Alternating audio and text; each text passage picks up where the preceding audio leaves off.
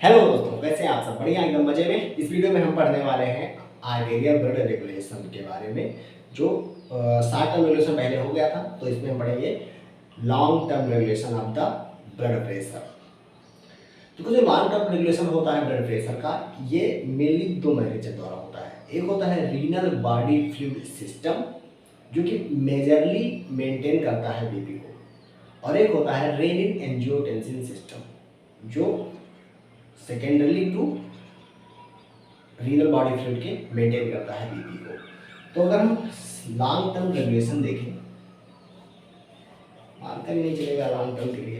देखो, long term regulation अगर हम बात करें तो उसमें क्या होगा। नहीं चलोगे भाई साहब?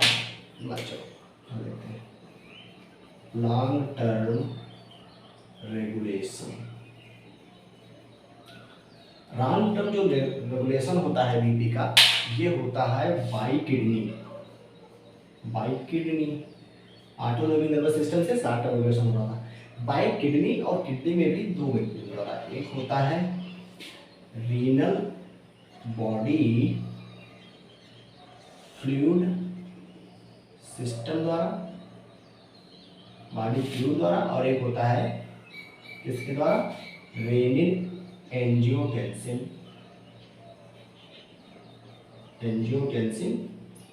सिस्टम द्वारा। जिसमें मेजर कौन है? रीनल बॉडी फ्लूइड जो है मेजर। अब हम पहला पढ़ेंगे रीनल बॉडी फ्लूइड सिस्टम के बारे में। तो जो रीनल बॉडी फ्लूइड सिस्टम होता है, इसको पढ़ने से पहले हमको दो चीज़ें समझना होगा कि प्रेशर डाययूरेसिस क्या होता है और प्रेशर नाइट्रियोसिस क्या होता है। तो प्रेशर डाययूरेसिस का मतलब है कि अगर डाययूरेसिस मतलब वाटर से रिलेटेड है, वाटर का यूरिन में जाना। तो अगर आउटपुट बढ़ गया वाटर का यूरिन में, तो जो आर्टेरियल प्रेशर होता है, यानी कि जो बीपी होता है, वो इंक्रीज हो जाता है। उस प्रेशर को कहते हैं प्रेशर डाययूरेसिस। तो टर्म्स क्लियर करते जाते हैं। तो पहला है प्रेशर डाययूरेसिस। प्रेशर डाययूरेसिस क्या है? अगर द इंक्रीज इन द अगर इंक्रीज हो रीनल आउटपुट ऑफ वाटर, अगर वाटर का रीनल आउटपुट इंक्रीज हो जा रहा है, तो इंक्रीज हो जाएगा किसका? बीपी का।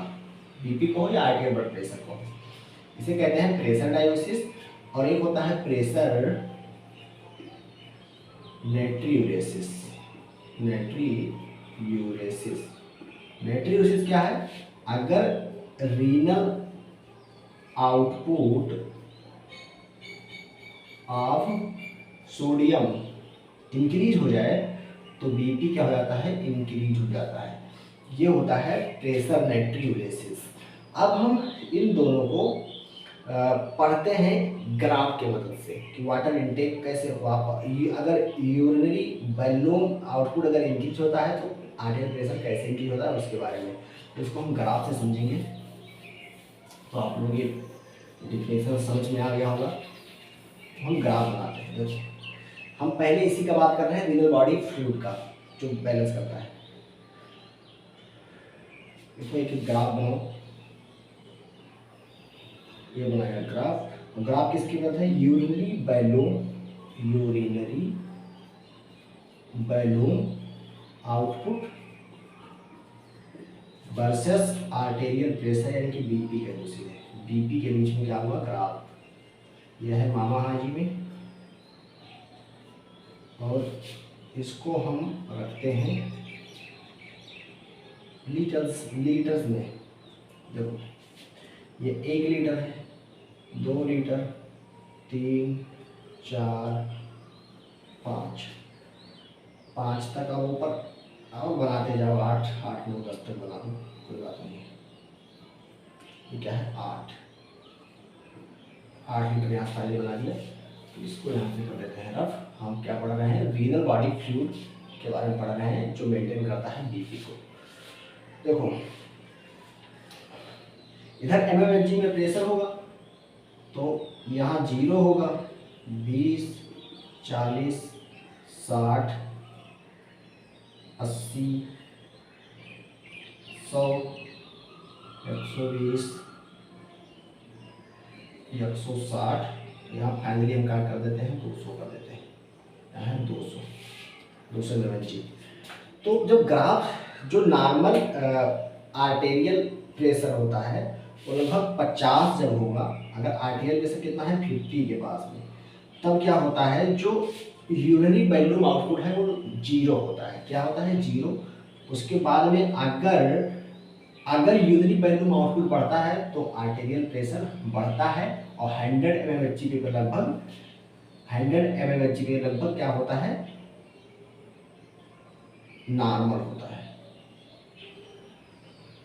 ये ऐसे बढ़ेगा, ठीक है। तो ये ऐसे कुछ बढ़ता है, यानी कि अगर यूरिनरी वॉल्यूम आउटपुट अगर इंक्रीज होता है तो आर्टेरियल प्रेशर यानी कि बीपी भी इंक्रीज होता है। देखो 50 mmHg पे कितना है, 50 mmHg पे अगर देखा जाए बीपी तो जो वॉल्यूम है कितना है 0 है, आउटपुट वॉल्यूम कितना है 0 है। अगर 100 mmHg क्या होगा नॉर्मल, 100 mmHg क्या होता है नॉर्मल, और 200 mmHg पे क्या हो जाएगा 200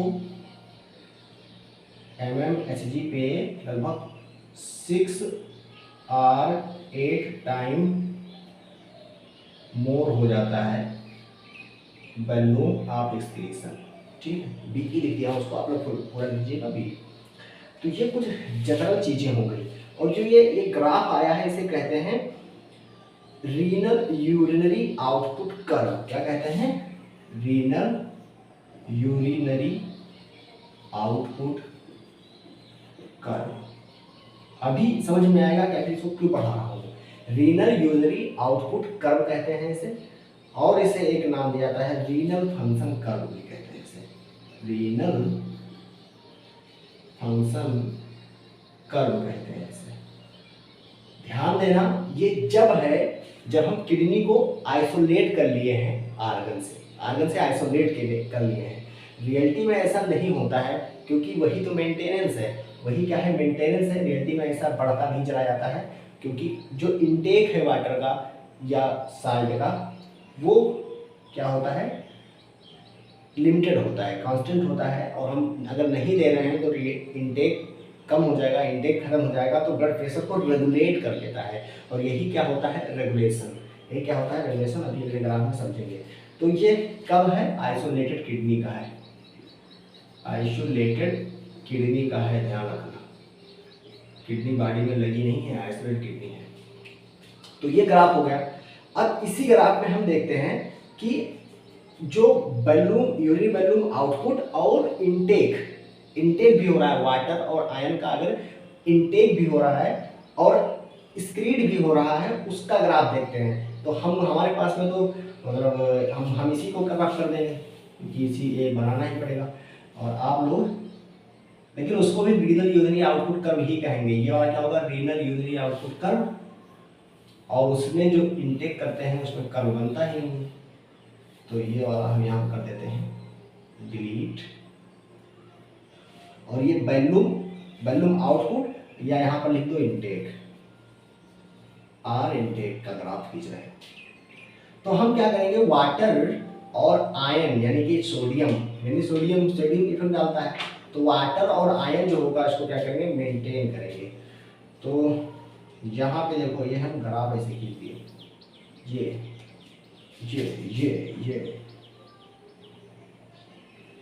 ऐसे है। ये क्या है, ये है water and salt intake, water and salt intake. अब क्या है किडनी लगी हुई है शरीर में, यानी कि शरीर का फंक्शन हो रहा है। अब मतलब रियल में हम देख रहे हैं, तो वाटर एंड साल्ट इनटेक, ये है वाटर एंड साल्ट इनटेक जो कि कांस्टेंट दिखाई पड़ रहा है, लगभग 1.8 या 1.5 लीटर जितना है, वो क्या है कांस्टेंट दिखाई पड़ रहा है। और ये क्या है रीनल आउटपुट है, रीनल आउटपुट को दिखा रहा है, renal output of water and salt को दिखा रहा है। जहां पर एक जगह कोई ऐसा आएगा इस ग्राफ में देखो जहां पर वाटर साल्ट इनटेक बराबर होता है renal output of water and salt के, उस पॉइंट को कहेंगे इक्विलिब्रियम पॉइंट। क्या कहेंगे? Equilibrium point. तो ये क्या है? इक्विलिब्रियम पॉइंट है। इक्विलिब्रियम पॉइंट है, यानी कि यहां पर क्या है? इनटेक बराबर आउटपुट, इनटेक बराबर है आउटपुट के। जितना वाटर और साल्ट लिया जा रहा है उतना वाटर और साल्ट क्या है? बाहर जा रहा है। और इसी पर देखो, ये देखो, इसी पर देखो क्या है? नॉर्मल ब्लड प्रेशर है 100 mmHg। क्या है? नॉर्मल ब्लड प्रेशर है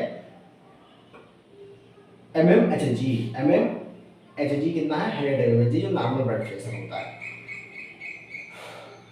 तो जो वाटर साल्ट इनटेक है और renal output of water salt है जो बाहर निकल रहा है, ये क्या करवाते हैं? एक दूसरे को रेगुलेट करते हैं। देखो अब ये वाला ग्राफ तो क्या है? विशियस है, क्योंकि ऐसा होगा नहीं। मान लो अब इसको समझाता हूं मैं ग्राफ को।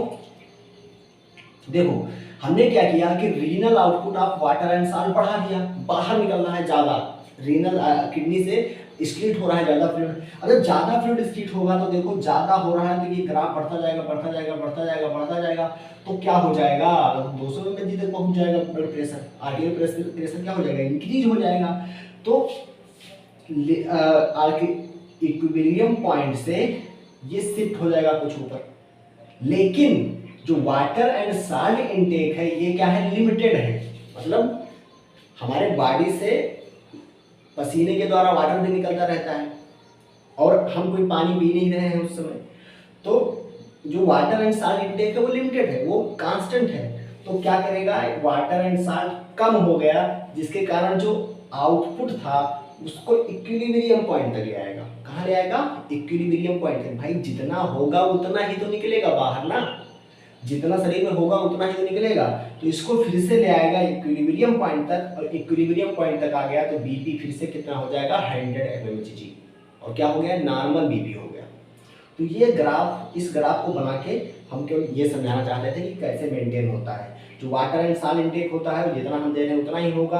अब आउटपुट अगर इंक्रीज हो रहा है तो रीनल जो आर्टेरियल ब्लड प्रेशर है इंक्रीज होता है, लेकिन वाटर एंड साल्ट इनटेक क्या है? लिमिटेड है। इसके कारण ये फिर से इक्विलिब्रियम पॉइंट पे आ जाता है और ब्लड प्रेशर हमारा क्या हो जाता है? रेगुलेट हो जाता है।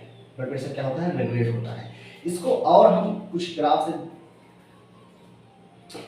समझाते हैं। देखो इसी में क्या करता है, हम तो इसी में समझा सकते हैं। देखो कुछ चीजें और लिख लीजिएगा। दो प्राइमरी डिटरमिनेंट होते हैं लॉन्ग टर्म रेगुलेशन के, वो क्या है?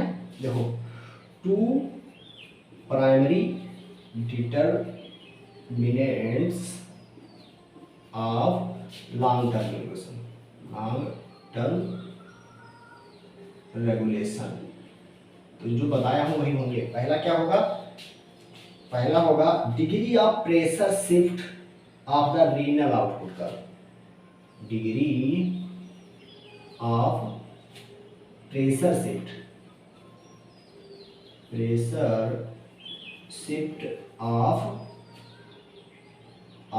The renal output curve for water and salt. तो वाटर और साल्ट के लिए जो रीनल आउटपुट है उसका डिग्री ऑफ प्रेशर शिफ्ट ये डिटरमाइन करेगा पहला।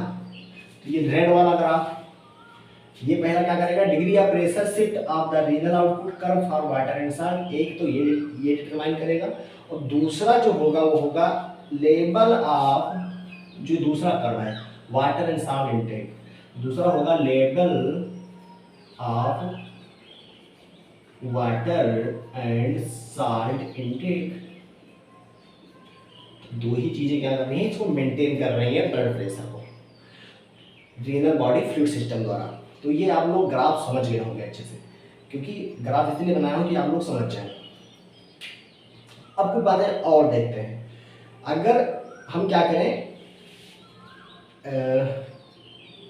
प्रेशर को एलिवेट कर दें, प्रेशर को एलिवेट कर दें और नॉर्मल रखें।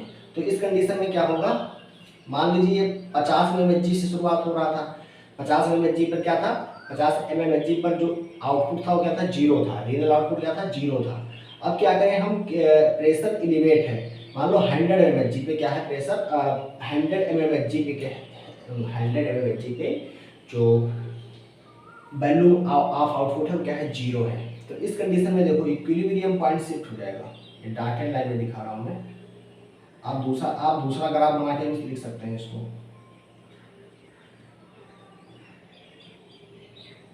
तो ऐसे कुछ ग्राफ आएगा और इक्विलिब्रियम पॉइंट वहां से यहाँ शिफ्ट हो गया।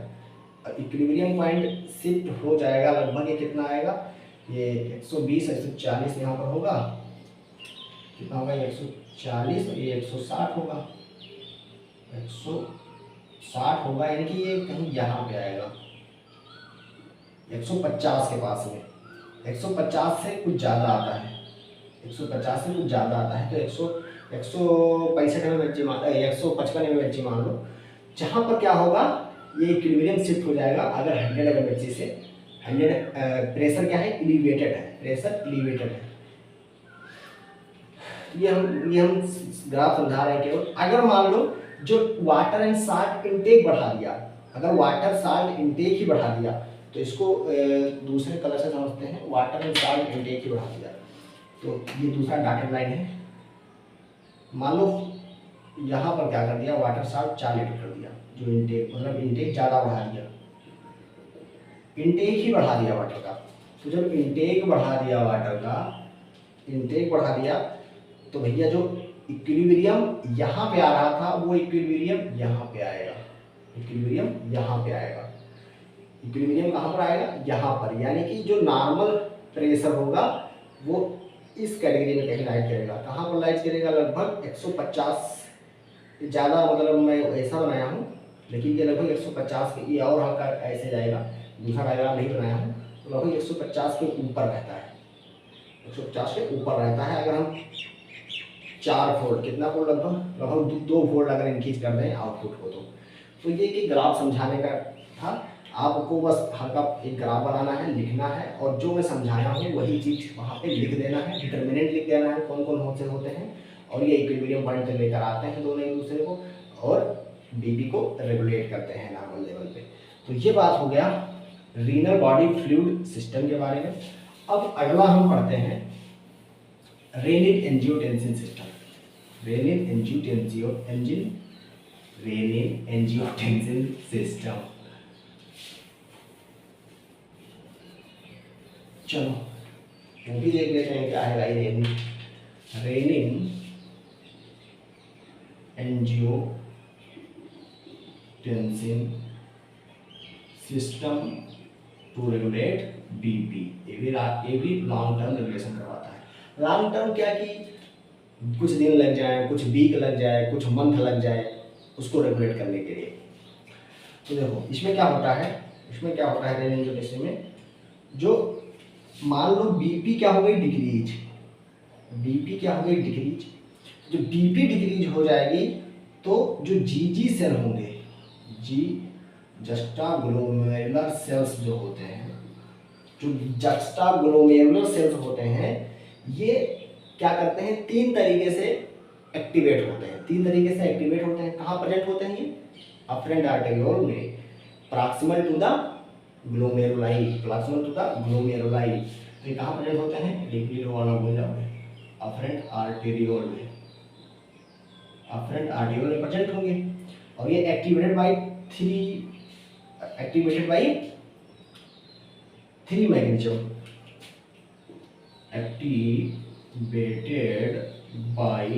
3 मैकेनिज्म।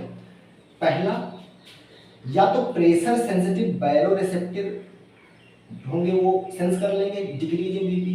पहला है जो प्रेशर सेंसिटिव बायोरिसेप्टर है, वो डिक्रीज इन बीपी को सेंस करेंगे। तो पहला बायोरिसेप्टर हो गया जो इसको सेंस करेगा और एक्टिवेट करवा देगा, जीजी सेल्स क्या हो जाएंगी, एक्टिवेट हो जाएंगी। दूसरा होगा सोडियम क्लोराइड NaCl डिलीवरी अगर क्या हो जाए, डिलीवरी डिक्रीज हो जाए to macula densa, macula densa कहाँ पाई जाती है भैया, डिस्टल कंट्रेक्टिबुल में। तो NaCl डिलीवरी डिक्रीज हो जाए to macula densa in DCT, distal contractible में, तो भी क्या हो जाएगा, GG सेल एक्टिवेट हो जाएंगी और वो रेनिन को सिक्रीट करेगी। तीसरा जो मैकेनिज्म होता है वो होता है कि अगर इंक्रीज हो जाए सिंपैथेटिक सिस्टम ऑफ किडनी, तो भी क्या होगा, renin activate, GG cell activate हो जाएंगी और ये सिक्रीट क्या करवाती हैं, रेनिन, क्या सिक्रीट कराएंगी, रेनिन को सिक्रीट कराएंगी। और रेनिन जो होता है इसे ये प्रो एंजाइम के रूप में सिंथेसाइज होता है। कैसे होता है, प्रो एंजाइम यानी कि प्रो रेनिन के रूप में सिंथेसाइज होता है, जो एक्टिवेट होता है रेनिन के रूप में। और प्रो रेनिन, जो रेनिन होगी किडनी में, वो रेनिन सबस्ट्रेट को क्या कराएगी, एक्टिवेट कराएगी। रेनिन सबस्ट्रेट को क्या कहते हैं, एंजियोटेंसिनोजन,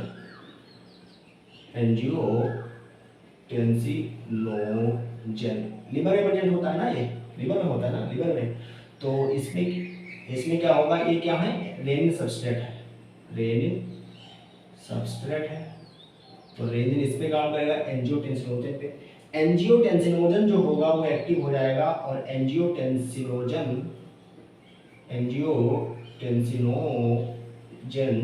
1 में चेंज होगा। ध्यान रखिएगा, जो एंजियोटेंसिनोजन 1 है ये भी क्या होता है, वैसोकॉन्स्ट्रिक्टर होता है, लेकिन ये इतना पावरफुल वैसोकॉन्स्ट्रिक्टर नहीं होता है कि ये काज करा सके कॉन्स्ट्रिक्शन ऑफ द आर्टरीज। तो ये एंजियोटेंसिनोजन जो फर्स्ट होगा, ये लंग में एक एंजाइम होती है, एंजियोटेंसिन कन्वर्टिंग एंजाइम, उसके मदद से लंग में क्या होगा, एंजियोटेंसिन कन्वर्टिंग एंजाइम होगा, उसके मदद से ये चेंज हो जाती है एंजियोटेंसिन सेकेंड में। और एंजियोटेंसिन सेकेंड जो होता है ये पावरफुल वैसोकॉन्स्ट्रिक्टर होता है और साथ में ये एड्रिनल ग्लैंड को भी एक्टिवेट कर देगा, एल्डोस्टेरॉन रिलीज करवाएगा और डायरेक्टली किडनी पर भी एक्ट करके water retention and salt retention करवाता है। तो जो एंजियोटेंसिन होगा, एंजियोटेंसिन क्या करवाएगा, देखो जो एंजियोटेंसिन बना तो ये इनएक्टिवेटेड भी हो सकता है अगर एंजियोटेंसिनेज एंजाइम प्रेजेंट हो। तो एक तो मामला हो गया कि अगर एंजियोटेंसिनेज एंजाइम हो, एंजियोटेंसिनेज एंजाइम प्रेजेंट हो, तो ये क्या हो जाएगा, इनएक्टिवेटेड, तो ये क्या हो जाएगी, इनएक्टिव हो जाएगी एंजियोटेंसिन सेकेंड। और अगर नहीं प्रेजेंट है ये एंजाइम तो ये क्या करेगी, ये पावरफुल वैसोकॉन्स्ट्रिक्टर है, पावरफुल वैसोकॉन्स्ट्रिक्टर है और ये ब्लड वेसल को क्या करेगी, कॉन्ट्रैक्ट करेगी। साथ में ये डायरेक्ट किडनी पर वर्क करेगी, डायरेक्ट किडनी पे ये वर्क करेगी और वाटर एंड सॉल्ट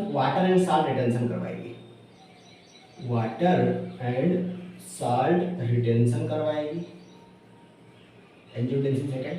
और साथ में जो एंजियोटेंसिन सेकेंड है ये एड्रिनल ग्लैंड पे भी वर्क कर सकती है भैया, तो ये भी ध्यान रखना, ये वर्क करेगी एड्रिनल ग्लैंड पे और रिलीज करवाएगी एल्डोस्टेरॉन। क्या रिलीज करवाएगा, एल्डोस्टेरॉन, और ये indirectly water and salt retention को बढ़ा देगा एल्डोस्टेरॉन, तो वाटर एंड सॉल्ट रिटेंशन ये भी करवाएगा। तो ये बात हुआ रेनिन एंजियोटेंसिन सिस्टम के बारे में। तो ये रेनिन एंजियोटेंसिन में ये चीज होता है।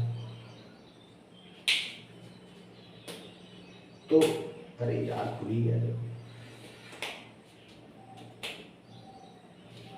तो ये बात हो गया एंजियोटेंसिन रेगुलेशन के एंजियोटेंसिन सिस्टम के बारे में। अब देखते हैं जो इंक्रीज इन आउटपुट है जो पढ़े थे पीछे, जो रीनल आउटपुट इंक्रीज हो जाएगा, और एंजियोटेंसिन एक दूसरे को काउंटर बैलेंस कैसे करते हैं उसके बारे में देखते हैं। तो इसको हम यहाँ से रफ करते हैं और हम देखने जाते हैं, क्योंकि ये जो दो सिस्टम है एक दूसरे को भी रेगुलेट करते हैं, यानी कि एक दूसरे के इफेक्ट को मिनिमाइज करते हैं और ब्लड प्रेशर को रेगुलेट करते हैं।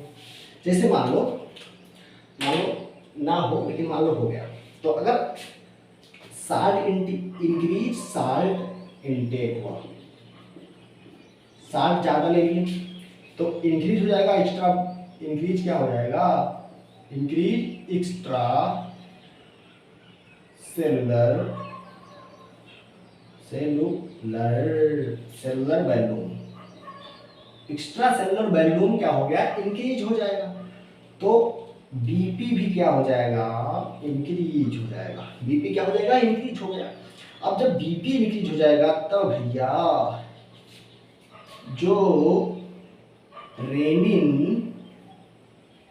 एंड एंजियोटेंसिन होगा वो डिक्रीज हो जाएगा, क्योंकि बीपी इंक्रीज हो जाएगा। अगर ये भी इंक्रीज जाएगा तो हाइपरटेंशन हो जाएगा, तो डिजीज कंडीशन हो जाएगा। लेकिन रेनिन एंड एंजियोटेंसिन क्या हो जाएगा इस कंडीशन में, डिक्रीज। और जैसे ही रेनिन एंजियोटेंसिन डिक्रीज हो जाएगा तो रिटेंशन ऑफ वाटर एंड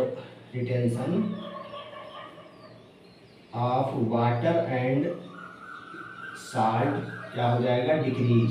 मतलब कि हम ज़्यादा साल्ट ले लिए या ज़्यादा पानी पी लिए तो क्या होगा, एक्स्ट्रा सेलुलर वैल्यू इंक्रीज हो जाएगा, तो बीपी अपने आप ही इंक्रीज हो जाता है। लेकिन जैसे ये बीपी इंक्रीज होगा रेनिन एंजियोटेंसिन यानी कि जीजी सेल एक्टिवेट नहीं होंगी, क्योंकि ज़्यादा ही इंक्रीज हो गया है। तो रेनिन एंड एंजियोटेंसिन डिक्रीज हो जाएंगी, retention of water and salt decrease हो जाएगा, यानी कि ज़्यादा स्पीड आउट होने लगेगा शरीर से। तो retention of water and salt decrease हो जाएगा। अगर रिटेंशन डिक्रीज हो जाएगा तो जो एक्स्ट्रा सेलुलर वैल्यूम है वो नॉर्मल लेवल में पहुंच जाएगा। वैल्यूम जो हो जाएगा रिटर्न टू नॉर्मल, तो बीपी भी क्या हो जाएगा, नॉर्मल।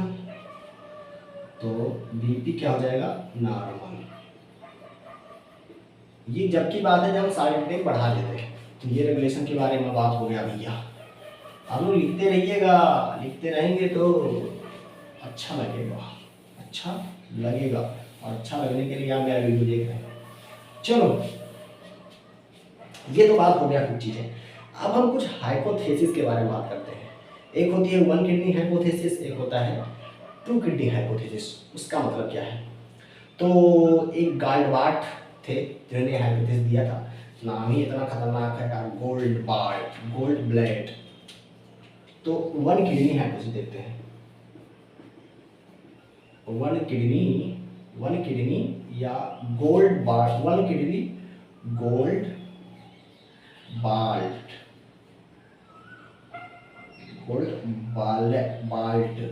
हाइपोथेसिस। इन्होंने क्या बताया कि अगर हम एक किडनी को काट के निकाल दिया तो रिमूव कर दिया 1 किडनी, और हमारे पास केवल एक ही किडनी है, उसमें क्या होगी, रीनल आर्टरी होगी। एक किडनी है, एक किडनी हमारे पास थी केवल, और उसमें क्या होगी, रीनल आर्टरी होगी। अब रीनल आर्टरी को क्या कर दिया, इन्होंने कर दिया कॉन्स्ट्रिक्ट, देखिए इसको क्या कर दिया, दबा दिया। तो दबाते हैं उनको दिखा देते हैं इसको।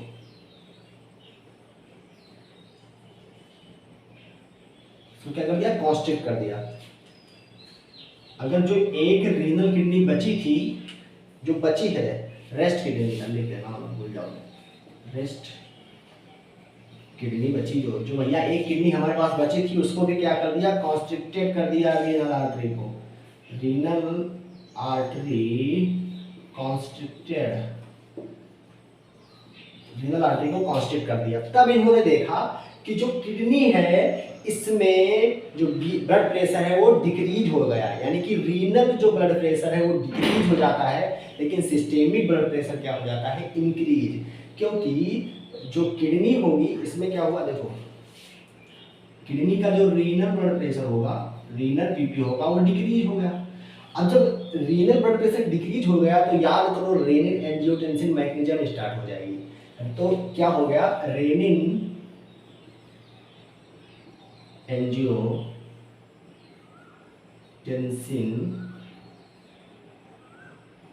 एक्टिवेट हो जाएगा, और ये क्या करेगा, जो सिस्टेमिक सर्कुलेशन है उसमें ब्लड प्रेशर बढ़ जाएगा।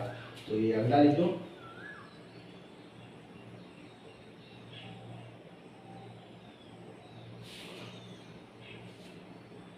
तो जो रीनल ब्लड प्रेशर क्या हो जाता है, डिक्रीज हो जाता है। तो जो रीनल ब्लड प्रेशर डिक्रीज हो गया और सिस्टेमिक सर्कुलेशन का जो ब्लड प्रेशर है, सर्कुलेशन बीपी है, वो क्या हो जाएगा, इंक्रीज हो जाता है इस केस में। अब अगर हम बात करें जो राइज है आर्टियल ब्लड प्रेशर में, यानी कि ये हाइपरटेंशन कॉज करेगा, क्या कराएगा, hypertension of systemic circulation BP का। तो ये क्या होगा, ये केस किसका है, हाइपरटेंशन का केस है, हाइपरटेंशन का केस है। हाइपरटेंशन इसमें क्या होगा, देखो जो हाइपरटेंशन होता है, ये हाइपरटेंशन मतलब कि आर्टेरियल बीपी क्या हो गया, इंक्रीज हो गया। ये बीपी इंक्रीज होने का दो कारण होता है, एक होता है प्राइमरी और एक होता है सेकेंडरी। तो प्राइमरी रीजन के बारे में बात करते हैं। जो प्राइमरी रीजन है बीपी इंक्रीज होने का, कि हाइपरटेंशन का, वो होता है रेनिन एंजियो, ये क्या होता है, रेनिन एंजियोटेंसिन सिस्टम, यानी कि क्या कराएगा, वैसोकॉन्स्ट्रिक्शन करवाता है, इसलिए क्या होगा, बीपी इंक्रीज हो गया। और दूसरा जो रीजन होता है वो होता है इंक्रीज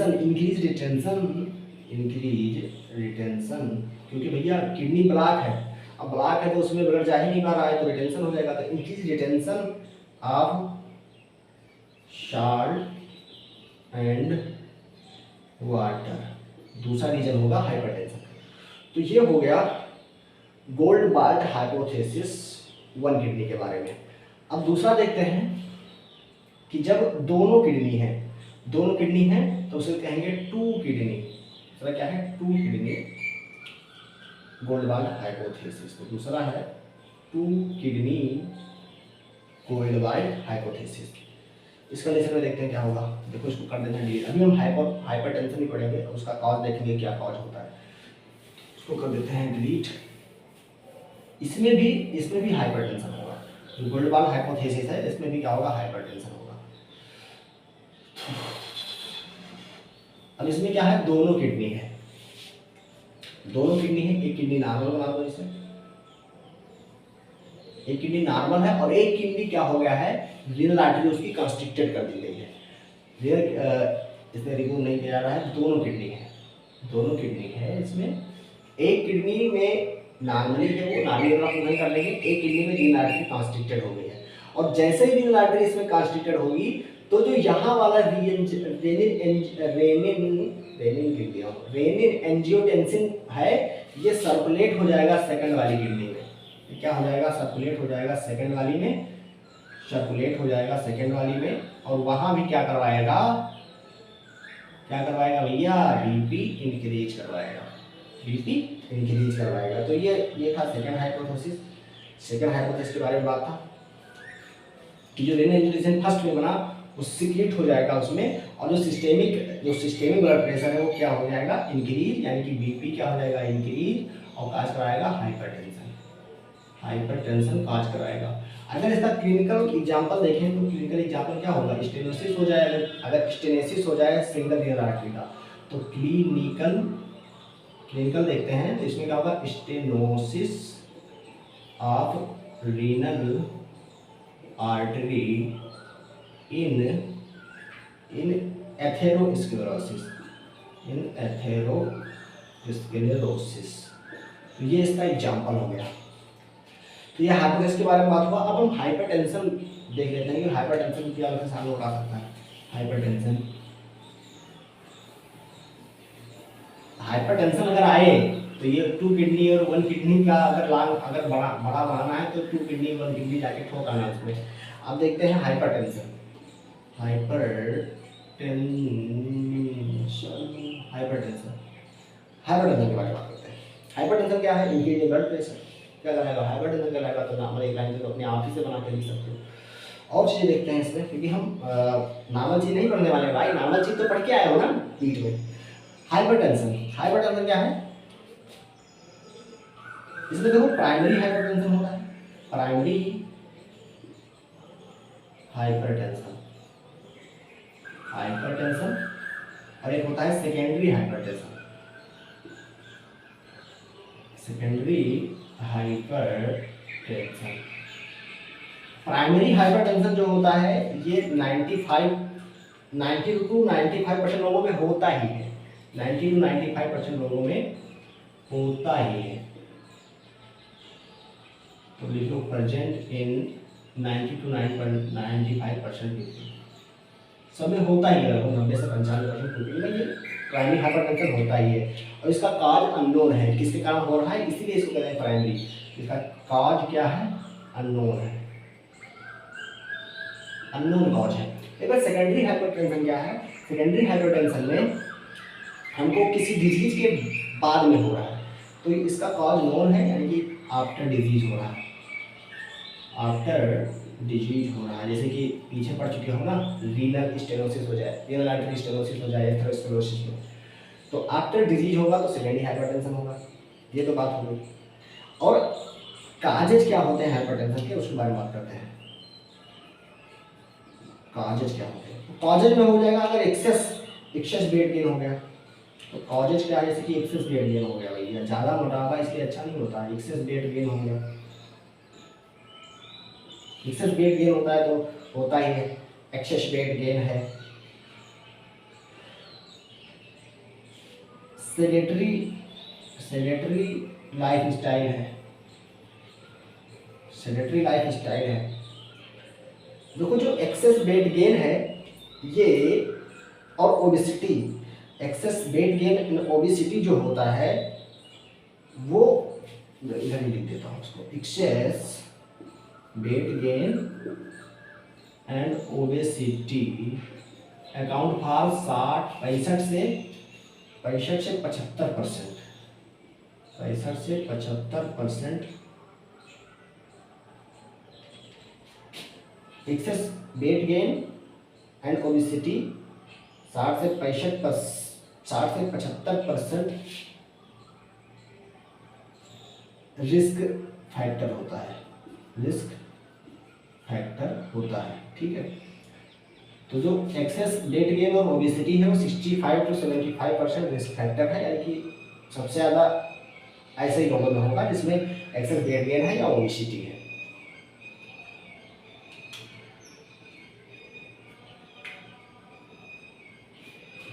अब कुछ और सिम्टम देख लेते हैं जो ओबेसिटी और वेट गेन द्वारा होते हैं। तो ओबेसिटी और वेट गेन को ऐसे लिखा रहे हैं, तो इसको हम डिलीट कर दे रहे हैं ऊपर वाला। अगर ओबेसिटी और वेट गेन होगा तो कुछ चीज़ें और होती हैं, उनके बारे में पता कर लेते हैं। अगर एक्सेस वेट गेन और ओबेसिटी हो गया तो कार्डियक आउटपुट क्या हो जाता है? Increase.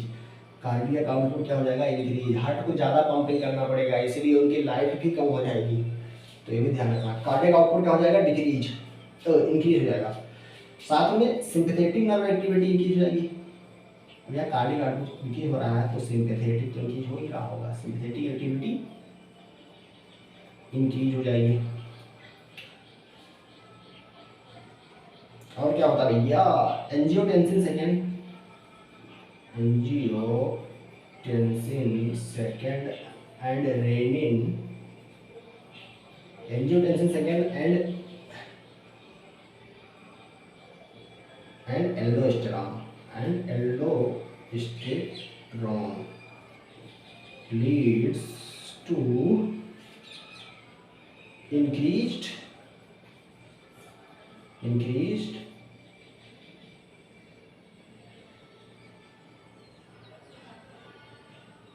Angiotensin and aldosterone level increase हो जाता है, लेवल इंक्रीज 2 to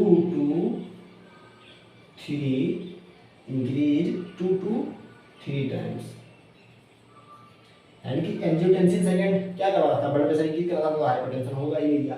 क्यों हो रहा है कि angiotensin second and aldosterone level increase हो जाता है 2 से 3 टाइम्स। और साथ में क्या होगा, जो रीनल प्रेशर नाइट्रोसिस था, रीनल प्रेशर नाइट्रियूरेसिस, रीनल प्रेशर नाइट्रियूरेसिस जो मैकेनिज्म था वो इम्पेयर्ड हो जाएगा। सब कुछ ऐसा ही होगा, सब कुछ वही होगा जो इंक्रीज कर देगा इसको, ब्लड प्रेशर को, यानी कि हाइपरटेंशन को बढ़ावा देगा। तो ये खत्म हुआ लॉन्ग टर्म न्यूट्रिशन के बारे में। वीडियो अच्छी लगी हो तो लाइक कीजिए, चैनल को सब्सक्राइब कीजिए, और बहुत सारे वीडियो पड़े हैं उनको भी जाकर आप चैनल पर देखिए। धन्यवाद दोस्तों को जरूर शेयर कीजिए और लाइक जरूर कर दो भैया, लाइक कर दो। धन्यवाद।